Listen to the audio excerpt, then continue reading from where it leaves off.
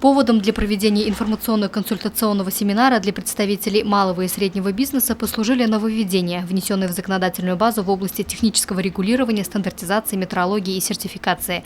Так, в 2015 году был принят федеральный закон о стандартизации, основные положения которого вступят в силу с 1 июля текущего года. В частности, например, предусмотрены существенные нововведения при осуществлении и проведении закупок для государственных и муниципальных нужд.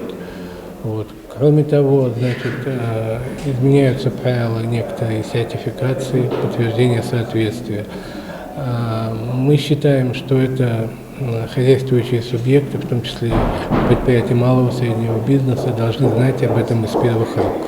За круглым столом были обсуждены нюансы принятых нововведений в законодательстве. Перед присутствующими выступили специалисты Центра стандартизации, метрологии и испытаний в Республике Башкортостан, которые таким образом проинформировали руководителей, специалистов предприятий и индивидуальных предпринимателей об изменениях в законодательной базе. Луиза Мустафина, Радмир Исенгулов, телекомпания СТВ.